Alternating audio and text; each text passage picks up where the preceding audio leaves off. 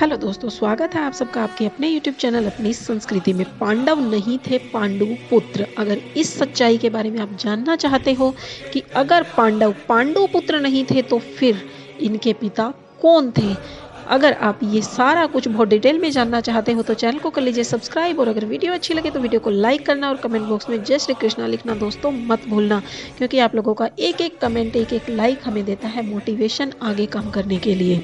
तो आइए जानते हैं अपनी कहानी। एक बार राजा पांडु अपनी दोनों पत्नियों कुंती और माद्री के साथ वन में आखेट के लिए निकले। वहां उन्हें एक मृग का मैथुन रथ जोड़ा दिखाई दिया। पांडु ने तत्काल उस मृग को एक बाण मार दिया। मरते हुए मृग ने पांडु को शाप दिया, राजन, तुम्हारे समान क्रूर पुरुष इस संसार में कोई नहीं होगा, क्योंकि जिन हिरण को और जिन मृग को उन्होंने बाण मारा था वो असल में कोई तपस्वी राजा थे।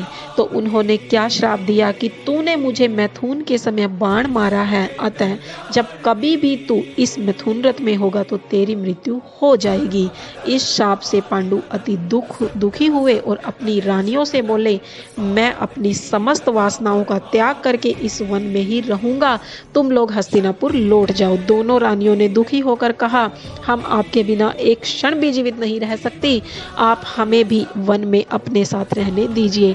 पांडु ने उनके अनुरोध को स्वीकार कर लिया। एक दिन पांडु अपनी पत्नी से बोले, हे कुंती, मेरा जन्म लेना ही व्यर्थ हो रहा है, क्योंकि संतानहीन व्यक्ति पितृ ऋण, ऋषि ऋण, देव ऋण तथा मनुष्य ऋण से मुक्ति नहीं पा सकता। क्या तुम पुत्र प्राप्ति के लिए मेरी सहायता कर सकती हो? कुंती बोली, हे आर्य, दुर्वासा ऋषि ने मुझे ऐसा मंत्र प्रदान किया है जिससे मैं किसी भी देवता का आह्वान करके मनोवांछित वस्तु प्राप्त कर सकती हूँ। आप आज्ञा करें, मैं किस देवता को बुलाऊं?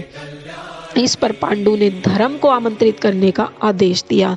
धर्म ने कुंती को पुत्र प्रदान किया जिसका नाम युधिष्ठिर रखा गया। कालांतर में पांडु ने कुंती को पुनः 2 बार वायुदेव और इंद्रदेव को आमंत्रित करने की आज्ञा दी। वायुदेव से भीम तथा इंद्र से अर्जुन की उत्पत्ति हुई। बाद में कुंती ने माद्री को उक्त मंत्र की दीक्षा दे दी। माद्री ने अश्विनी कुमारों को आमंत्रित किया। इस तरह नकुल और सहदेव का भी जन्म हो गया। एक दिन राजा पांडु माद्री के साथ वन में सरिता के तट पर भ्रमण कर रहे थे। सहसा वायु के झोंके से माद्री का वस्त्र उड़ गया। इससे पांडु का मन चंचल हो उठा और वो मैथुन में प्रवृत्त हुए ही थे कि साप वश उनकी मृत्यु हो गई। बाद में माद्री उनके साथ सती हो गई, क्योंकि माद्री को लगता था कि इनकी जो मृत्यु हुई है, जो पांडु की मृत्यु हुई है, उसका असली वजह मैं हूँ। लेकिन कुंती के बार बार समझाने पर भी वो नहीं मानी और वो पांडु के साथ सती हो गई। ऐसे में सभी पुत्रों ने पालन पोषण की जिम्मेदारी कुंती पर आ गई और इस तरह कुंती ने हस्तिनापुर लौटकर अपने पुत्रों के हक की लड़ाई की। इस तरह पांडवों की माँ 2 थी लेकिन पिता 6 थे। कुंती के 4 पुत्र कर्ण, युधिष्ठिर, अर्जुन और भीम थे। कर्ण को कुंती ने सूर्य देव से प्राप्त किया था और वो उनको कुंवारी अवस्था में ही प्राप्त हो चुके थे, जबकि माद्री के पुत्र नकुल और सहदेव थे।